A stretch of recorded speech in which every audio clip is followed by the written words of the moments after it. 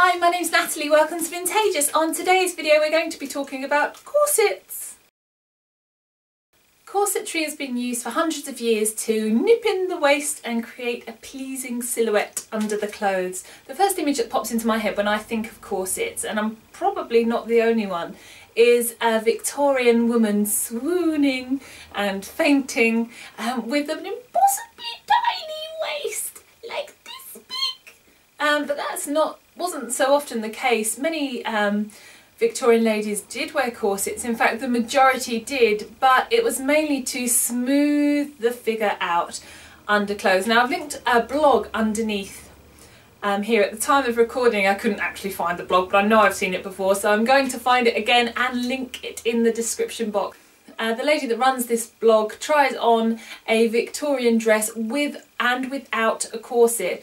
The corset doesn't restrict her waist at all, it doesn't nip her in, but you see that it makes such a difference to the line of the dress that she's wearing. So it's often the case, although Victorian ladies did wear corsets, they didn't always reduce their waists with.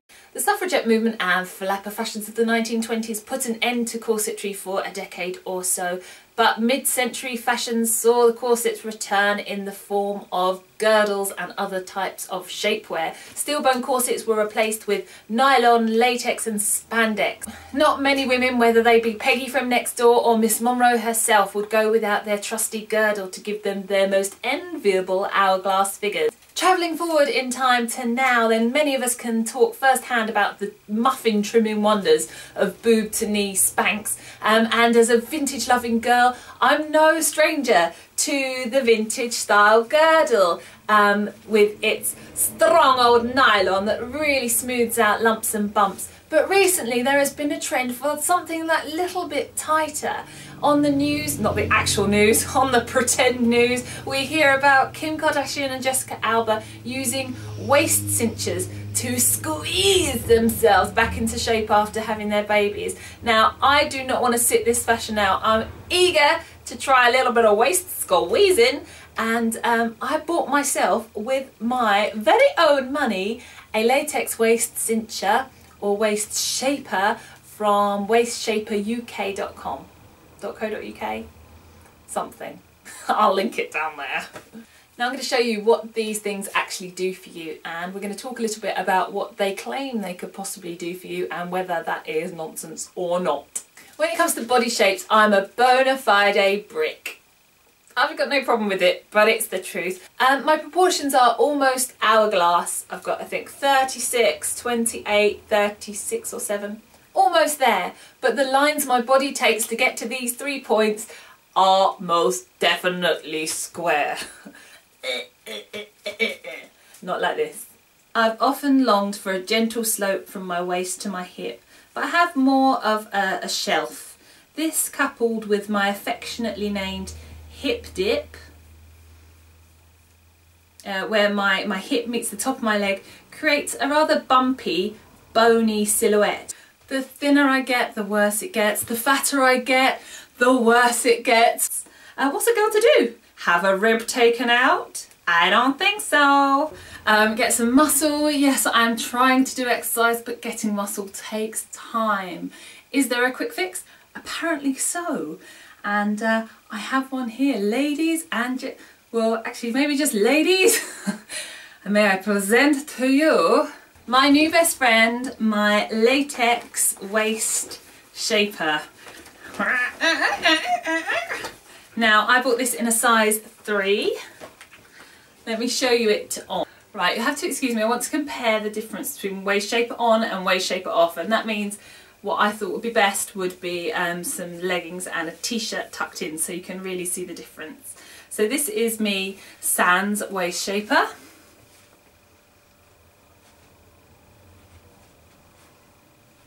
Now I'm going to put it on.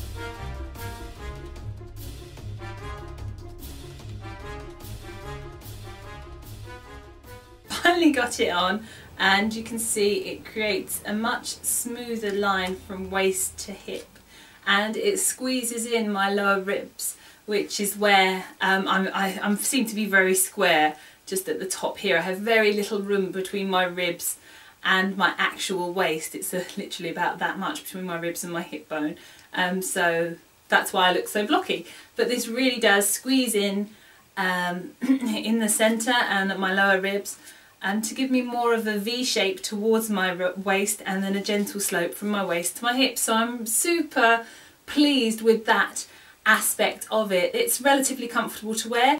There are actually 2 lines of hook and eye fastenings on the Shaper, and I, after one day, moved on to the tighter setting. Now I think this is because I do have a lot of pliable fat around my midsection, so although my body isn't that big, I do have a hell of a lot of fat that I can squidge in, so I was able to tighten it up really quickly, and after 3 days of wearing it at this tighter setting, it's really comfortable. You know, I can forget that I've got it on, which certainly wasn't the case when I first bought it. Here's a side-by-side comparison of with and without the Shaper. Even when I have missed out 2 of the hook and eye fastenings, you can see there's a big difference. And when you first initially put the Shaper on, there's an instant improvement of your posture and support in your lower back.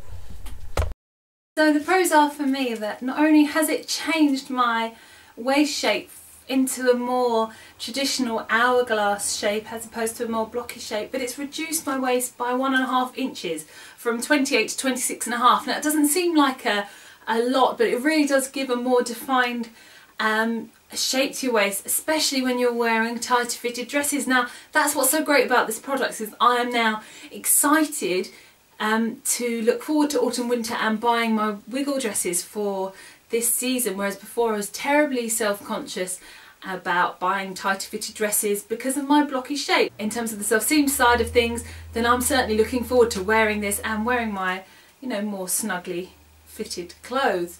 Now the one con for me about this product, and it is a big con, is the material, the latex. It doesn't let my skin breathe.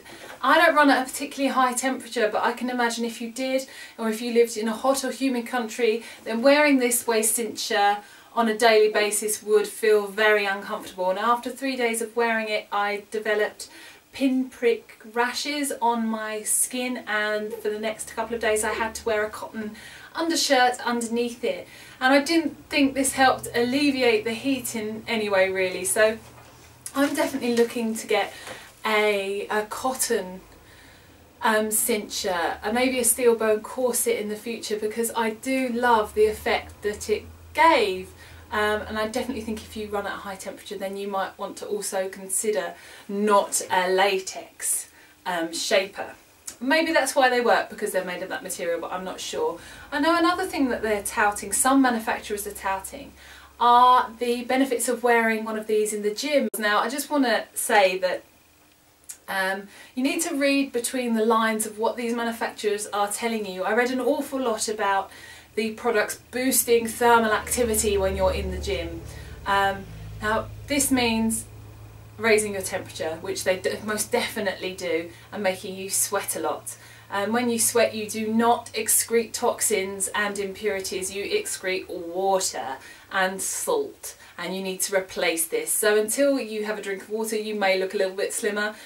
Drink your water and it will all come back on. You've just sweated out some weight. There's no miraculous fat dissolving capabilities of a waist Shaper.